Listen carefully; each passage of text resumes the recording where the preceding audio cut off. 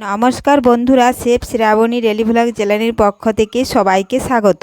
তো আমাদের বাড়িতে বেশ কিছুদিন ধরে মাছ মাংস হয় না, কারণ সবারই পেটের গন্ডগোল ছিল। এজন্য সেদ্ধ খেয়ে, কাঁচকলা সেদ্ধ, আলু সেদ্ধ এগুলো খেয়ে সবারই মুখটা প্রায় খারাপ হয়ে গেছে। এজন্য আজকে একটু চিকেন আনা করিয়েছি। সেই চিকেনটি আজকে আপনাদের সাথে রান্না করব হালকা মশলায়।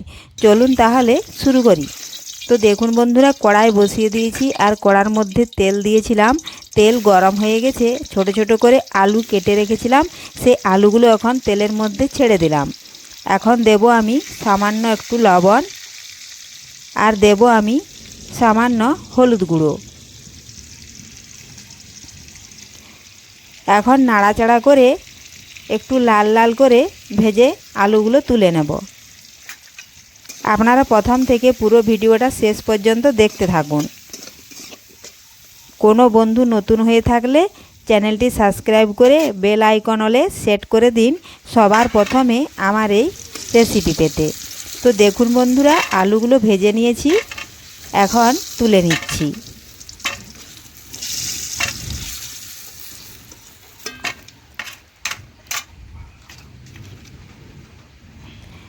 তো দেখুন বন্ধুরা, এখানে আমি ওই অল্প তেলে দিয়ে দিলাম পেঁয়াজ কুচি করে রেখেছিলাম। পেঁয়াজ কম দিয়েছি, আর রসুন দেখুন আমি গোটা রসুন দিয়েছি এখানে, আর বেটেছি কম, কারণ বেশি পেঁয়াজ আর দিলে তার গ্রেভিটা একটু বেশি হয়ে যাবে, তাহলে ঝোলটা আর পাতলা হবে না। এজন্য আমি কম পেঁয়াজ দিয়েছি। তো সেই তেলে এখন দিয়েছি, এগুলো লাল লাল করে একটু ভেজে নেব।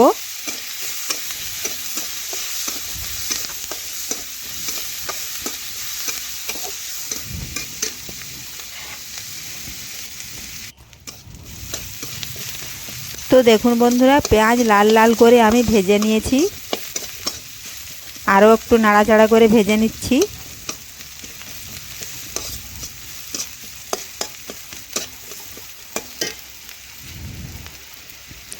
দিলাম 2 টুকরো তেজপাতা, এটাও ভালোভাবে পেঁয়াজের সাথে মিশিয়ে নিলাম।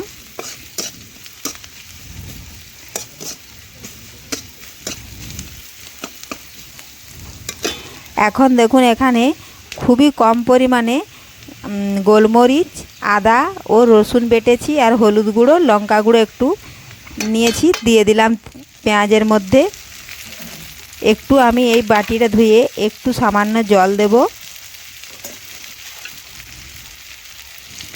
এ দেখুন একটু জল দিলাম, দিয়ে এখন মশলা ভালোভাবে পেঁয়াজের সাথে নাড়াচাড়া করে মিশিয়ে আমি একটু কষে নেব।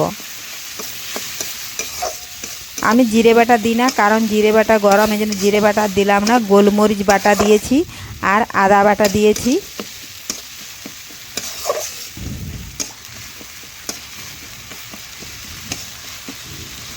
মশলা একটু কষে নিচ্ছি।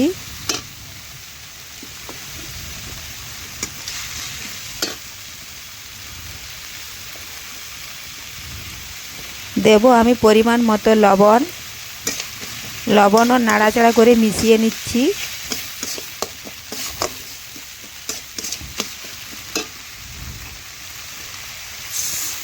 দেখুন বন্ধুরা, আবার একটু জল দিলাম, কেননা কম মশলা, এই জন্য জল দিয়ে আমাকে মশলাটা ভালো করে ভেজে নিতে হবে। অনেক মশলা হলে ওই মশলার সাথে যে জল বেরিয়ে যায় সেটাতেই মশলা কষানো হয়ে যায়।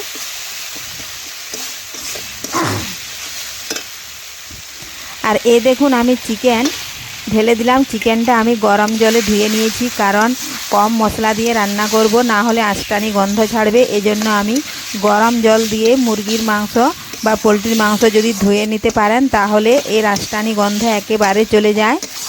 দেখুন মাংস দিয়ে দিয়েছি, আর আমি ভালোভাবে একটু মশলার সাথে কষে নিচ্ছি।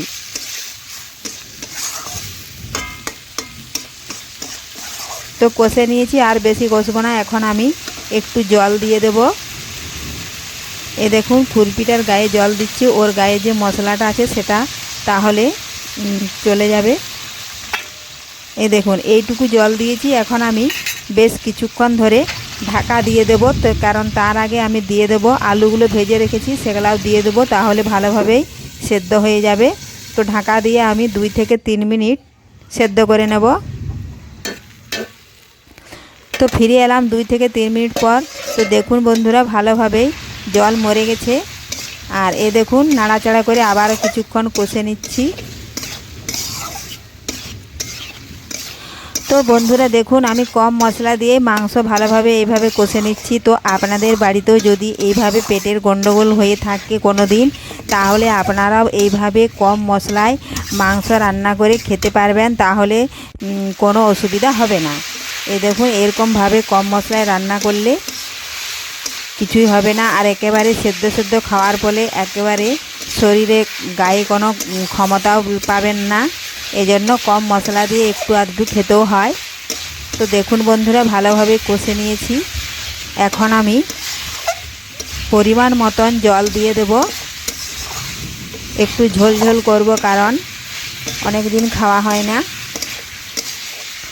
জল দিয়ে ঝোল ভালোভাবে একটু ফুটিয়ে নেব।